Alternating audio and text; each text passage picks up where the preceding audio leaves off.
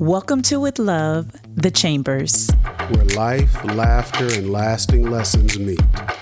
We're The Chambers, a husband and wife navigating faith, family, and everything in between. Here we share real stories, heartfelt conversations, and a whole lot of love. Because life isn't perfect, but God's grace sure is. So pull up a seat, grab a cup of coffee, or go ahead and sip that tea, and join us for honest talks, laughs, and the wisdom we're learning along the way. This is With Love, The Chambers. Welcome to another With Love Wednesday. I am Jamila Chambers here with the vision engineer himself, Rufus Chambers, and we are so thrilled that you decided to join us for another worthwhile Wednesday episode of With Love, The Chambers. We have a great discussion in store for you this afternoon, morning, noon, and night, or whenever you're listening to us.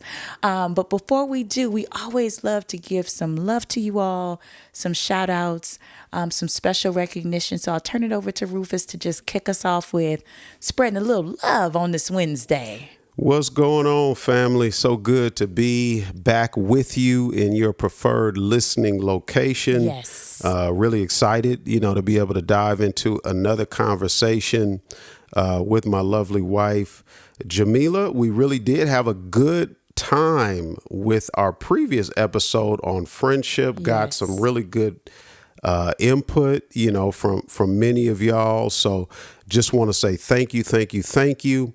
Also want to say thank you to our very first sponsor that is coming on board. We are not prepared to do the formal rollout for our very first sponsor. Our production team is at work working on that, but we do just want to give a personal thank you for that new partnership, and you will hear more about that amazing organization founded by some amazing people in the near future. And if any of you all would like to be a sponsor of any of these episodes, we are currently running a very, very special promotion where you are able to get the month of October as a complimentary sponsorship package if you sign up for a multi-month commitment moving forward. So, hey, if any of you all are listening and would like more information about those sponsorship options, we will be sure to share that information with each and every one of you.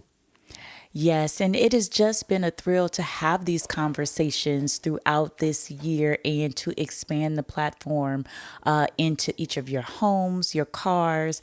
We get so many messages on social media, emails, personal text messages. For those of you that have given us a hug, nudged us, it has just been so encouraging to receive this level of support from each of you. You are an extension of us. And so we just thank you so much for your encouragement. And with that, we'll get into today's conversation, which is an interesting one as we were diving into what we should discuss for the week. Now, we all know about that excitement of starting a new project, a new job, a new educational endeavor. There's always such a ton of excitement around the beginning of a thing. Mm-hmm. There's also a ton of excitement around the completion of a thing. So many celebrations, graduation even has a season and an aisle down the card aisle in your local store. There's a model around celebrating these milestones and these things. But there is that moment in the middle where you are too far away from the beginning and you're not quite close enough to the end. In higher ed, we call it the sophomore slump. What happens when freshman year is over and you just have to put your head down and work now and navigate through all of the challenges, navigate through your own personal challenges and mental health, navigate through allocation of your resources, What happens if I start off on the journey and I realize I have to pivot or make a change or transition? And we want to talk about that moment in the middle today. The moment in the middle, once you have begun a thing and before you have finished it, how you keep the faith, how you stay focused, how you really keep putting one foot in front of the other in that quiet moment when nobody's celebrating your start or celebrating your conclusion or your victory. So, Rufus, I'll start off with that first bit. In the first piece I want to get into today, which is why do you think we don't have enough conversations around the middle? Wow, that's a good question. I feel like, the middle is not sexy. Not sexy at all. The middle, Now I'm sexy, but the middle ain't the sexy. middle is typically not the No. sexy part of the journey. Right. It is usually, again, if it's a marathon or a long distance run, Yes. if we're running a mile, it's that lap 2 and 3 that's usually not the peak, Yes. of the race. First lap, you're trying to see who's going to take position. Final lap, who's got a kick to finish strong. Yes. But in that middle, you expect everyone to really hold the line, be steady, and maybe some nominal change. Sure. But nothing that's exciting or newsworthy. And I think in our lives and in our journeys, the middle, it can be indicative of that. I mean, you think about us, we're what folks say are middle-aged, right? We're Listen. middle-aged people. And I think at this point, we're old enough to know what our life is and what our life is not.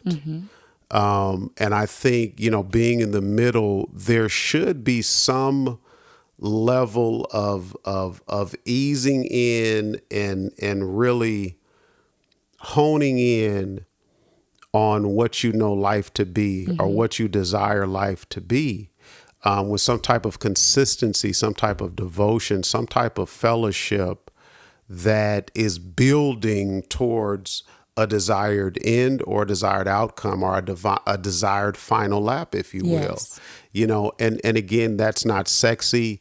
Sometimes it's countercultural, because again, the information age, AI, the microwaves, Uber Eats, everything now is really about instantaneous gratification. And when you're in the middle, especially this middle stage of life, we know better than that.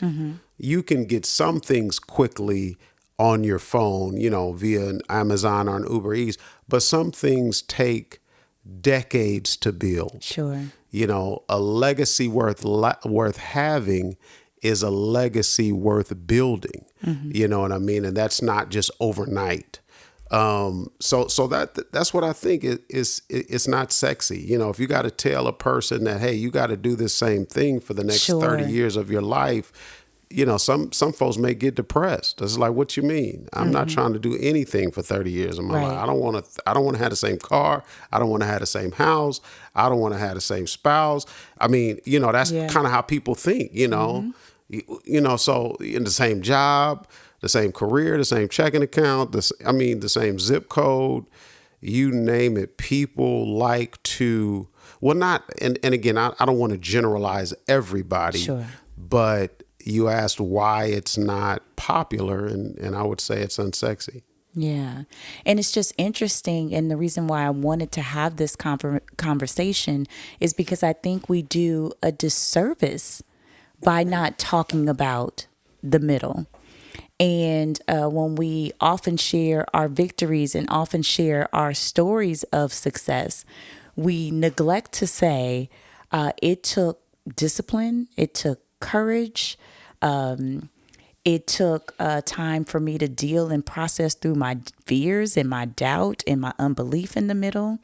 I don't think I've shared this on this platform before, but I dubbed myself the adult onset athlete.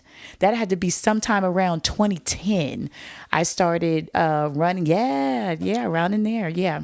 Rufus is looking like 2010. He just had to confirm with me that was about the year.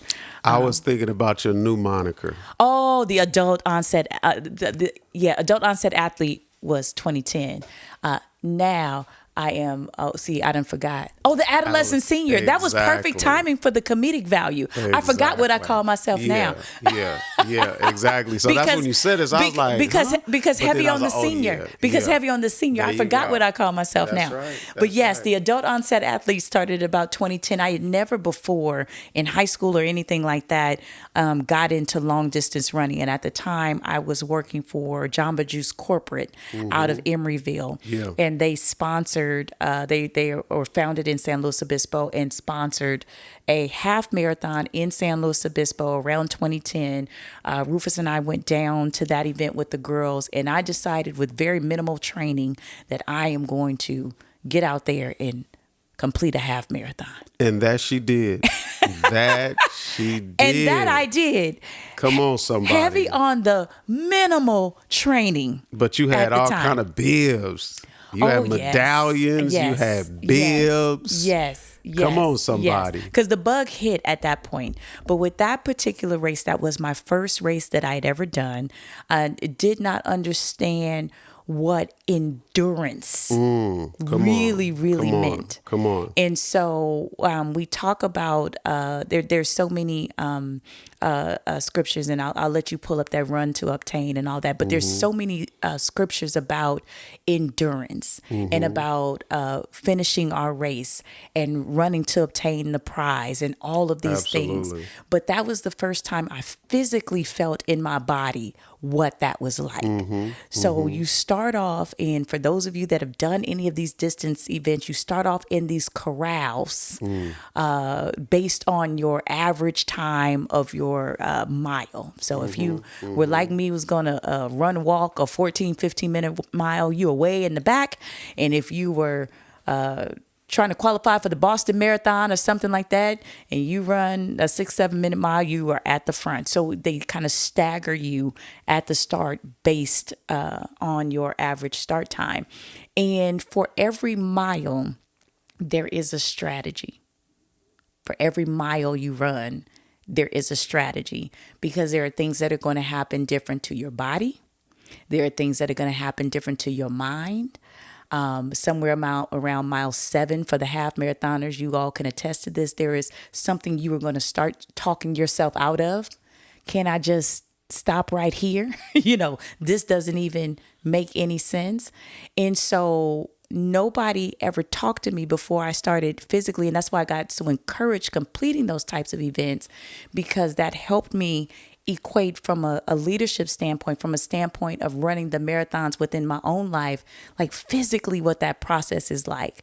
You have to train and prepare, but once you get on that course, there is a strategy for every portion of the race. That's good. And if that strategy is not followed, you won't finish. They call it a finisher's medal at the end of that race. So there is not necessarily a medal, because I did all the fun runs. So for those that are serious runners, I'm sure there's some. What you mean a fun run? Oh, I'm not gonna get into all that. Oh, Those I did run Disney. You run through Disneyland, or hot chocolate marathon where they give you hot chocolate on the way, or rock and roll marathon where they playing rock music. Whereas some folks, they serious about it, okay? And there's some cash prizes at the end. They gully with it. They gully with it. So I did more of those kind of fun type of events. So with that being said, the medal that you get at the end is a finisher's medal. That's what they call it. So whether you run, walk, or crawl, you are going to get a finisher's medal at the end of that particular race. And so what I was interested in having this conversation about is that, again, there's so much excitement around starting, but nobody talks about that strategy. Mile 3, mile 5, mile 7, mile 9, mile 11. That's good. To get you to mile 13. So one of the things, and I want you to take this next theme and run with it from there. One of those themes that kind of happens physically while you're on that particular race and while you're developing that sort of strategy is that you have to plan in advance for the course elevations and the course changes. Like you don't expect, as you're studying out the course, you don't expect the course to be level at every turn. So how can people, while they are in the middle or while they're in their planning stages or those earlier stages, anticipate the challenges, the changes in the course, the change in elevation, the change in resources? How can people understand that those changes are coming and prepare for those changes to the playing field while they're on the course? That's a really interesting question. And just to circle back to what you said, I was looking up a couple scriptures here. One I will share is Hebrews 10:36. It says, "For you need endurance, so that when you have done the will of God, you may receive what was promised." So again, that term endurance, it is definitely echoed in scripture.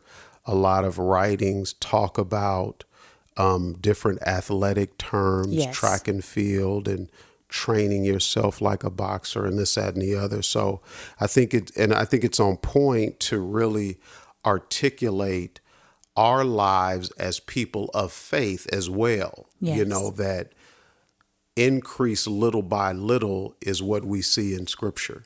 You know what I mean? There's a seed time, there's a seed, there's a time, and there's a harvest, right? So again, this currency of time is expected in our lives. And I think what you just asked is, how do we prepare for the changing terrain? Yes. And what I would say is, number one, you know, I think in our lives, we need to acknowledge the need to be able to manage change.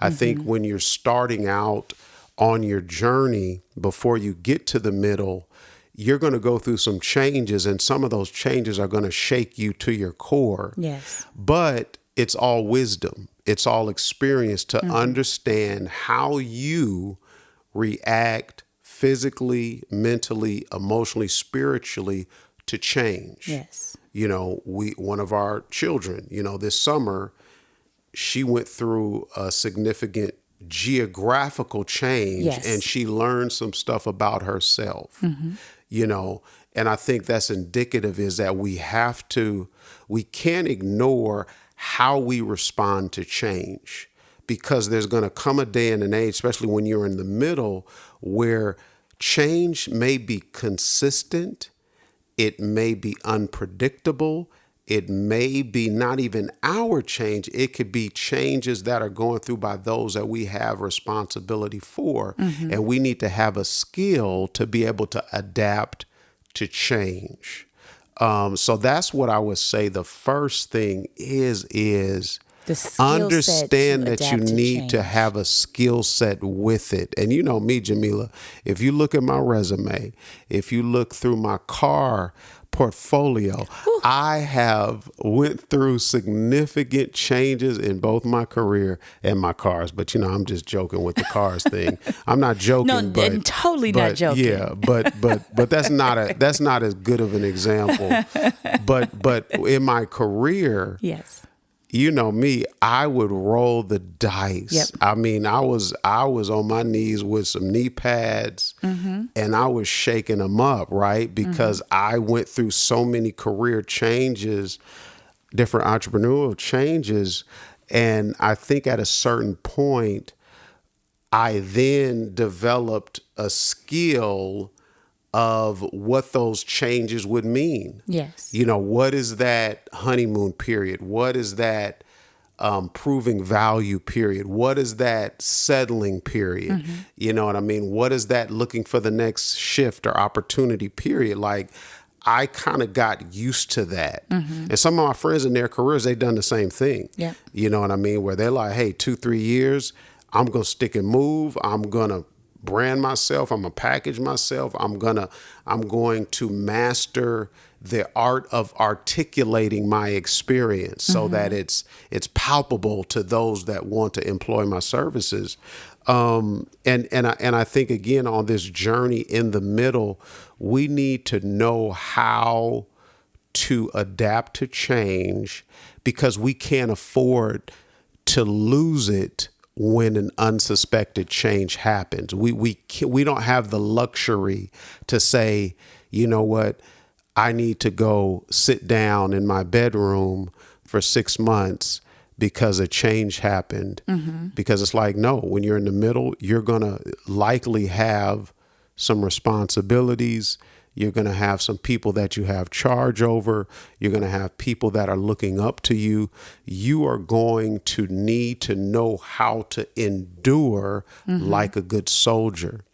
And again, as people of faith, that is part of what has been ascribed in Scripture as part of our spiritual formation.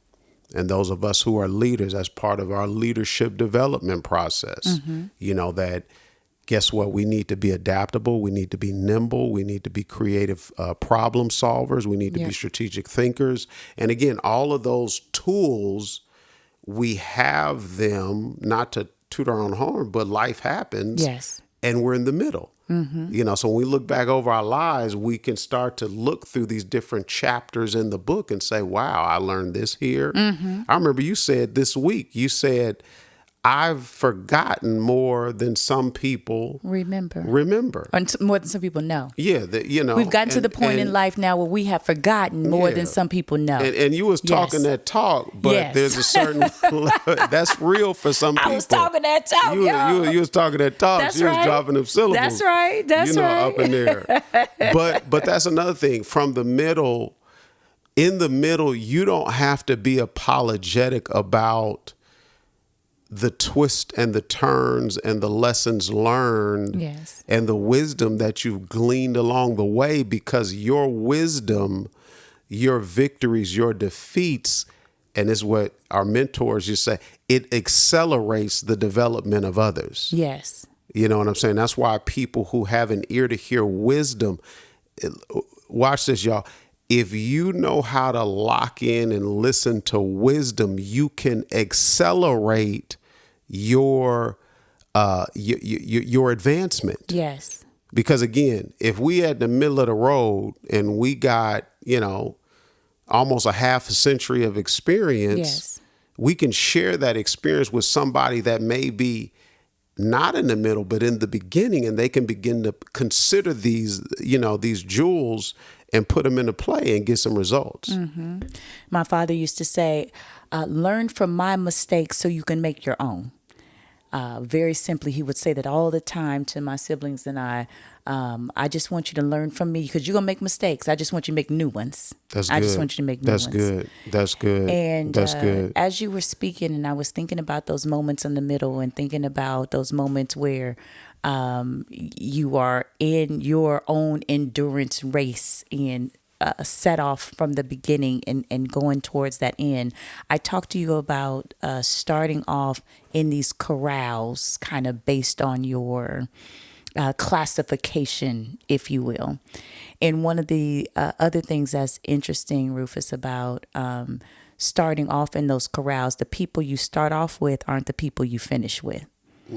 When you start off in that race, you start off maybe with someone that you rode with or your training buddies or your coworkers or whoever you kind of started that race with. But when you are on the course itself, you have to run your own race. Yes. And one of the difficult things that I have learned about that season in the middle is that it really, really comes down to me running my own race. My own race. And it is so hard to not compare myself to other people, to not look over my shoulder, to not start to there were the very first race in San Luis Obispo. I always call it the two Asian little ladies that were in front of me. They were probably in their 70s, and they was having a good old time, and they had a nice healthy clip to their walk. Yeah. They walked and talked that whole race.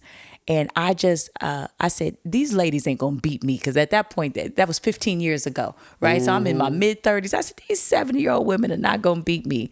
So I would run. And I would shoot my wad, like completely abandon my training program because I wasn't going to let these two ladies beat me, right? And they would just talk and walk, kind of kept their clip. I would pass them. Then 5 minutes later, they would pass me up again. Endurance. And I would do that same process over and over again. Now, meanwhile, I've abandoned my own personal training program. I've abandoned my own strategy because I'm looking over saying these two little Asian ladies ain't going to beat me. By the way, they beat me at the end. By the way, they crossed that finish line before me because they ran their what? They ran their race. They did it their way.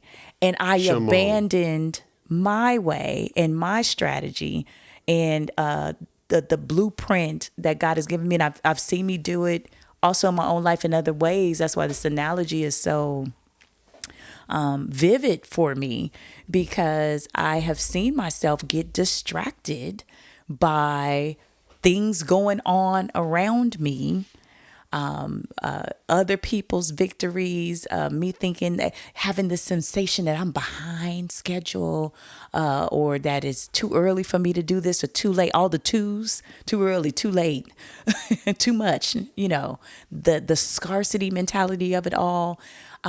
Instead of me running my own race, worried about bringing them people from the corral with me all the way to the end when maybe they needed to go run their own race and not complete it with me, all of those things. So what say you about running your own race and not being so caught up and tied up of bringing everybody with you, everybody that start with you don't finish with you, and also making sure that as you are on the course, you're following your strategy and not getting distracted, discouraged, and all the other things from other people's strategy. Yeah, part of excellent setup there, Jamila. I mean, if y'all don't know, Jamila is like extremely skilled and proficient, in what we're doing here. But one thing I'll say about that is about running your own race. I feel like, number one, identifying what your race is should be known when you get to the middle. And part of understanding what your own race is understanding what are your strengths and what are your weaknesses. And sometimes earlier on in the race or in life, when you're starting, that may not be crystal clear to you. Mm-hmm. So you may try and run different races that you'll find are not playing towards your strengths or your weaknesses.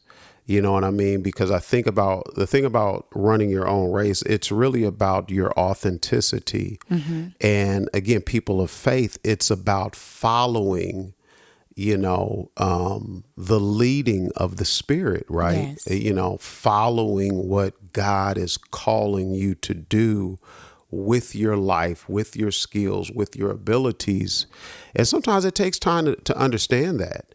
You know what I mean? So it's no shade to those that are starting out, mm-hmm. but in the middle, now we kind of know this is my race. Yes. You know what I mean? This is my race. Yes. But even being in the middle of the road, comparison can really try and entice you and seduce you. And Jamila, I'm the dice roller. I've had people look at me a certain kind of way, mm-hmm. over the years and say, what is this guy doing? Sure. One of my favorite uncles who's he went to be with the Lord, he'd be like, hey man, Rufy. Yeah. Where you working? You got a job? How long you been there? That's right. How are you just keep changing jobs? You know what I mean? That's right. And after a while, I knew that I was running my race. Yes. You know what I mean? And even I remember we were having a conversation with Deacon Jimmy Love. You know what I mean? And he assured me in the moment that, Rufus, you're doing what he's calling you to do. And Yes. that was a moment for me, you know, because a lot of times I felt like I had to explain my resume, or I had to explain my dualism between marketplace and ministry. And in that conversation with him and his amazing wife, Elder Michelle Love, he affirmed me. Yes. You know, he affirmed me. And sometimes when you're serious about running your race, you're making decisions that may not be popular, or decisions that may not explain well at the cookout. You know what I'm saying? It may not bode well, but now being in the middle, I have such a comfort. I have such a peace, Yes. because I know that I'm following him, especially right now. If somebody were to look at my resume, they would be confused. They would be like, hold on now. This dude, I know he in ministry, Yep. but then I see he's an entrepreneur with his company, Yes. but then he's a fractional leader with this other organization. Yep. And now he's working with middle schooler boys, I mentorship. love it. It's like, what?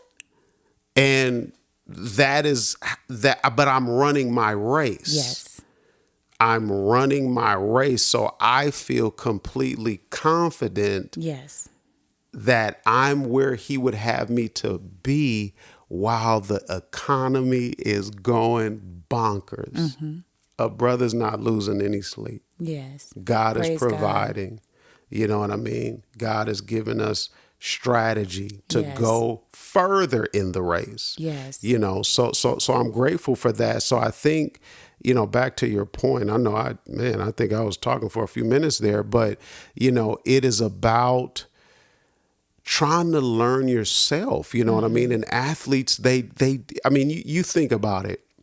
You know, LeBron James is in his early 40s. He's been playing professional NBA basketball for all these years. At this stage of the game, he knows what he is, Yes. and he knows what he is not. Yes.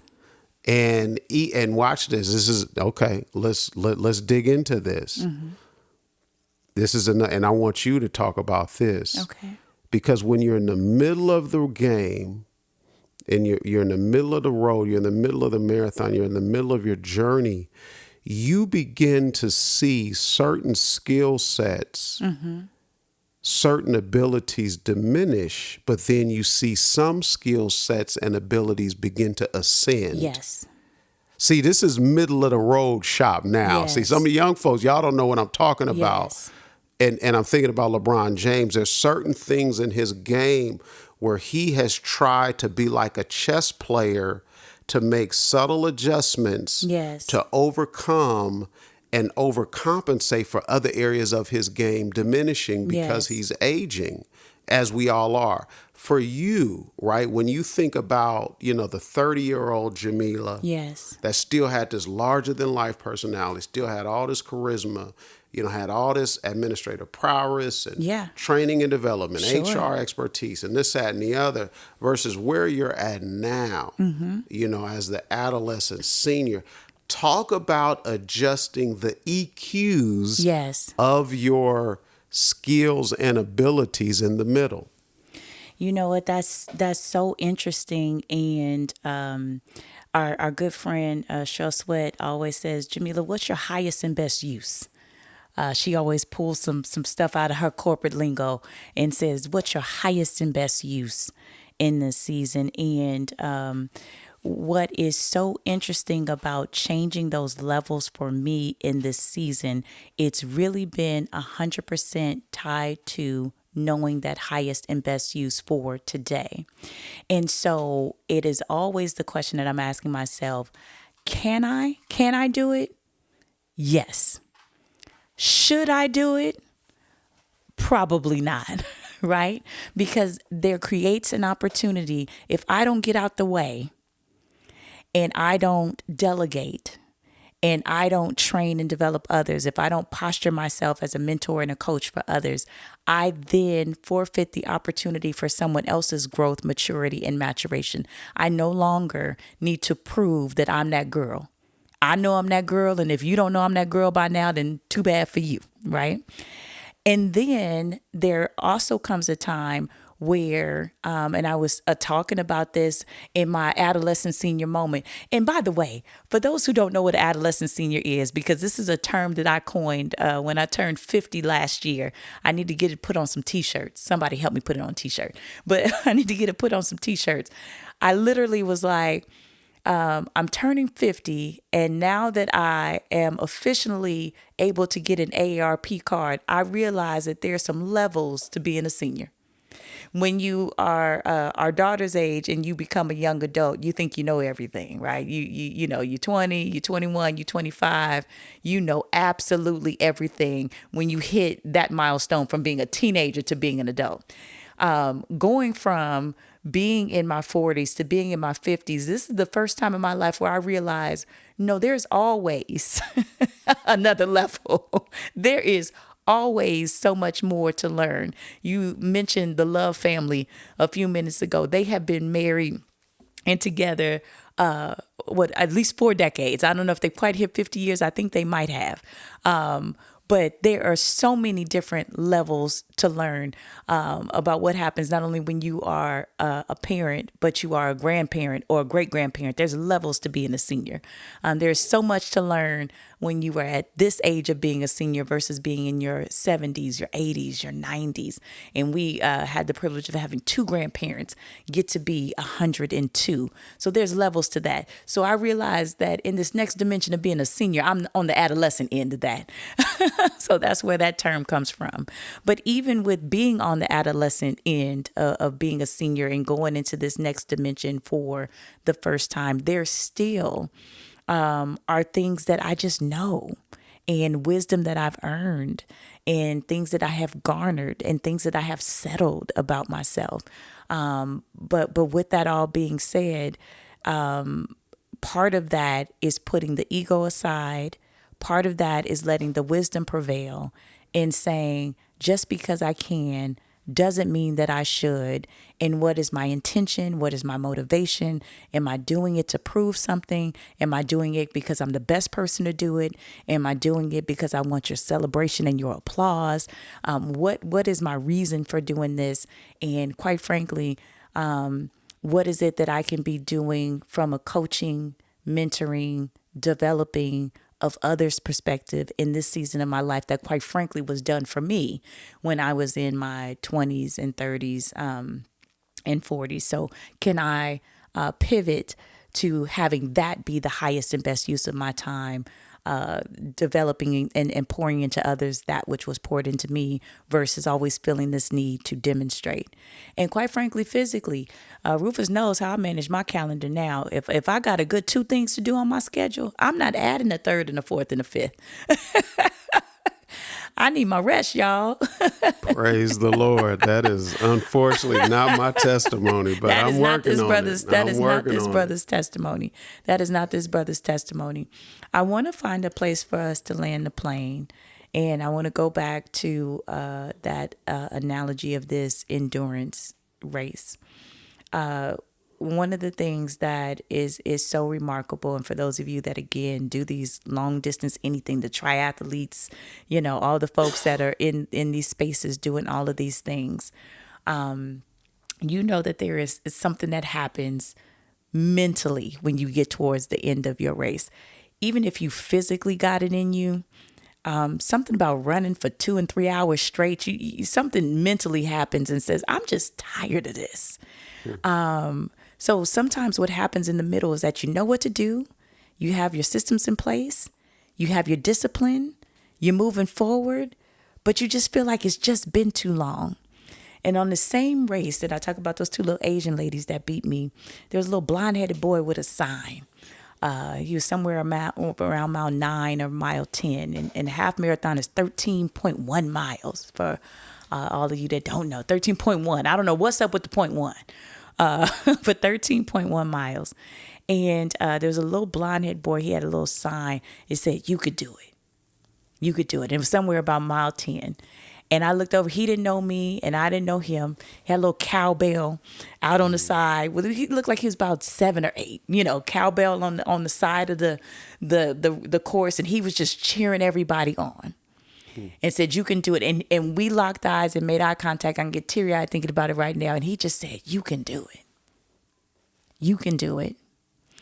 And so when we talk about being in the middle, and we talk about the sheer excitement that happens at the beginning and the sure celebration that happens at the end, how can we make sure that we stay surrounded by people that will encourage us and let us know we can do it? And if we don't have those people around us, how do we encourage ourselves to complete our own race?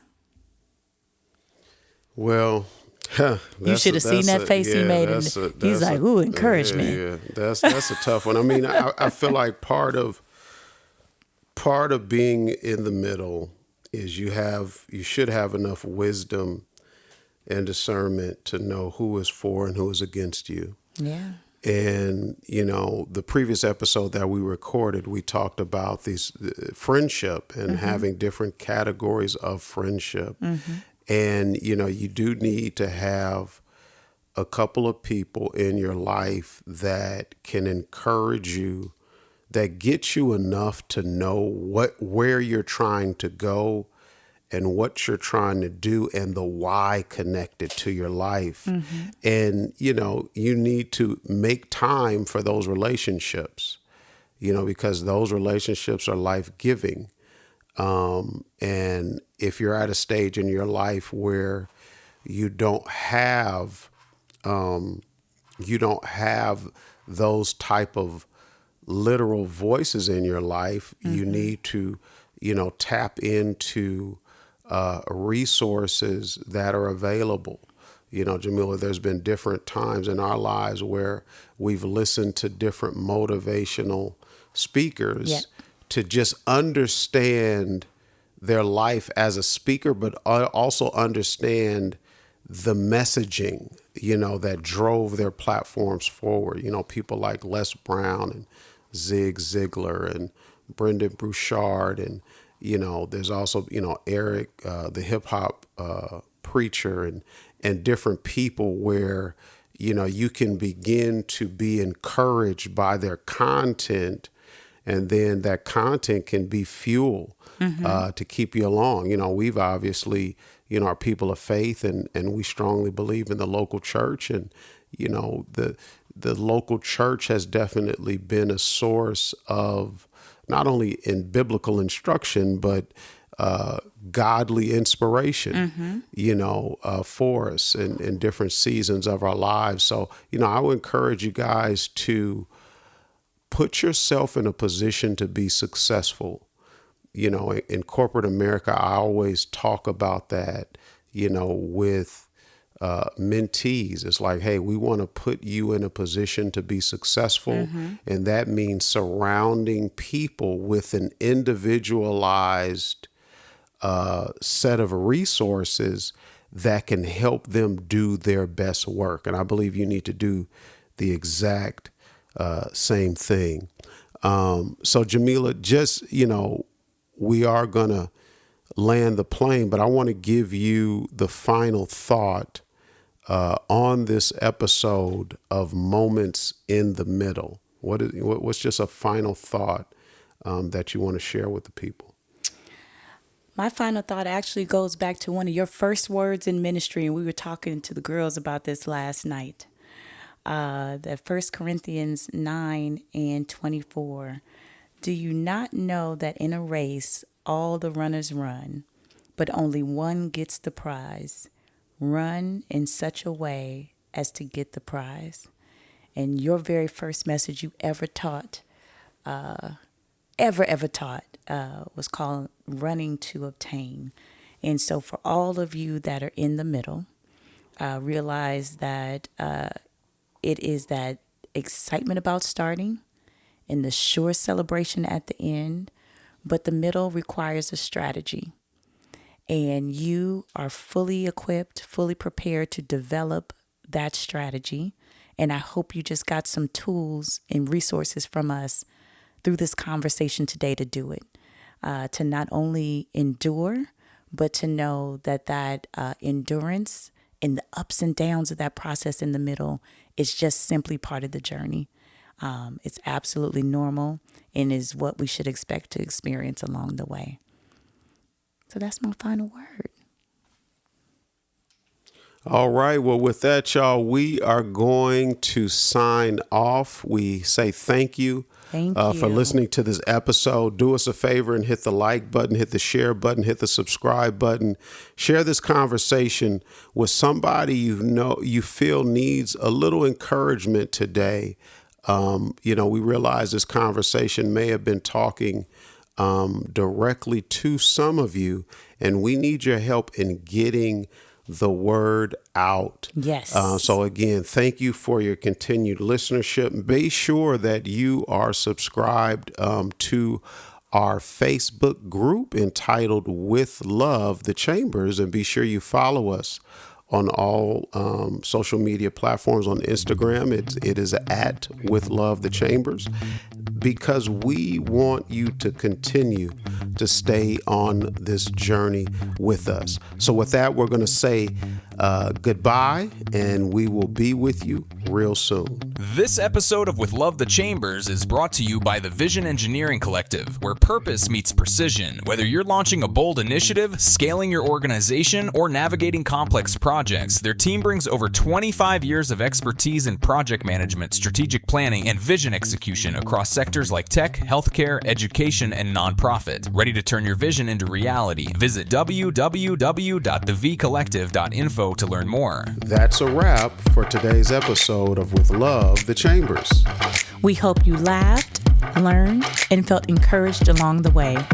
If you enjoyed this conversation, be sure to subscribe, leave a review, and share with someone who needs a little love and wisdom today. You can also connect with us online on all social media platforms at Rufus Chambers Online and at Jamila Chambers. We'd love to hear from you. Until next time, keep living, keep laughing, and keep learning with Love, the Chambers.